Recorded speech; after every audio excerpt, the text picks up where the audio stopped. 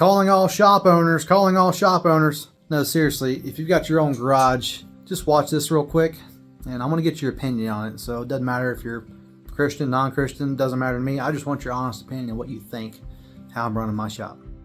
Every time I mention to somebody that I'm a business owner, they just assume that I'm rich or something. I don't know what gives you that impression. I don't know if it's the hole in my jacket or my worn out boots or my shadow I always have. Or maybe it's all the rust around my wheel wells. I don't know.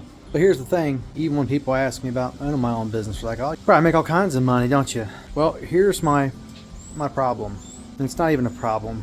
It's actually, this is why I'm different. I'm very honest with my time, and sometimes it's even cost me, which is not how business is defined, but that's how I define success, is being honest with people, and God carries me through the gaps, so I'm not worried about it. And I work on all kinds of stuff. Got four-wheelers, mowers, I've had some skid steers I've gone out and worked on, all kinds of stuff, any size, small, medium, large, tiny, compact, all sorts. This little bitty pressure washer right here, that little guy right there, the pump was bad, and really it was just full of a bunch of crud. I tried to find a bolt-on that I could put on there, but I couldn't find the exact one, and everything else I found was like $200 something, or close to it would have been.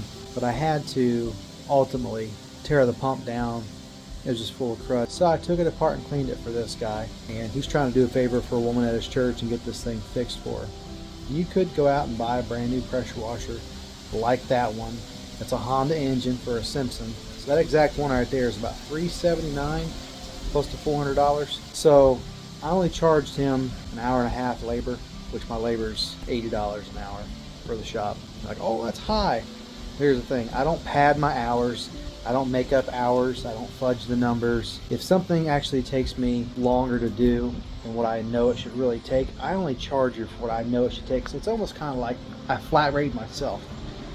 And you know, some people are not like that. They'll be like, well, if I got 6 hours and if I'm charging you 6 hours, I understand, man. You got to do what you got to do. I know I could clean this out. It was just going to take some time. I got it fixed. It works great.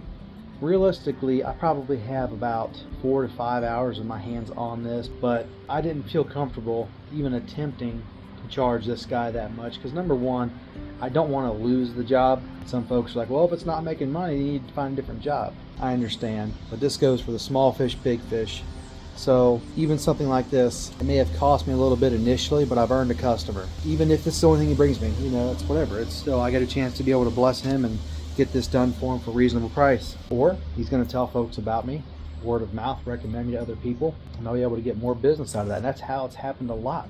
People want this instant gratification, but what you're really trying to build is a relationship with people, and that's what I like to do, is build the relationship. So even though in this instance here, I haven't lost any money because I haven't spent any money into it, I've just lost a little bit of my time, and my time is valuable, but I also want to entrust value into my customers and say, hey, I put forth my best effort for you here to get this. Some people are appreciative. It seems like my clientele, people that I work with, are very much appreciative of the work that I do. We have great relationships, we talk, things are smooth. It's usually pretty awesome.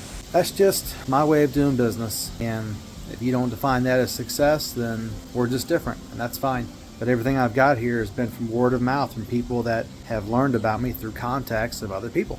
And Happy Repairs. That's how I keep going, and I keep building this relationship, and the business keeps growing. So honesty and integrity, that's the basis of my Christian faith right there. I practice that at work. You know, I think that what I'm doing is helpful to people, and it's instilling values back into the trade that seems like they've been lost or forgotten. I do really put people first and their needs, what we need to do. And I even gave this customer the scenario of, hey, if we go down this road, it may cost more to repair than it does to replace it. And he said, it's okay. He goes, for what we're going to have in it with labor and parts, he goes, it'll be like new, because I had to do the oil seal on the engine, service the engine, and rebuild that pump, and that pressure washer hose had a kink in it that was about to bust open. He wanted to allow me to make a little bit of money too, which was kind of cool. So I put it in his court and said, hey man, this is how much cost for a new one, here's how much cost to fix it. He said, go ahead and fix it. And just to clarify, the repair was cheaper than buying a new one by like $150 or so. So I saved him quite a bit of money from buying a new one for the price of the repair. So just to clear that up, the repair was cheaper than buying a new one. Okay. So I thank him. I appreciate that. I appreciate the work. My family appreciates that. So yeah, that's where I'm at. What do you think? God bless you guys.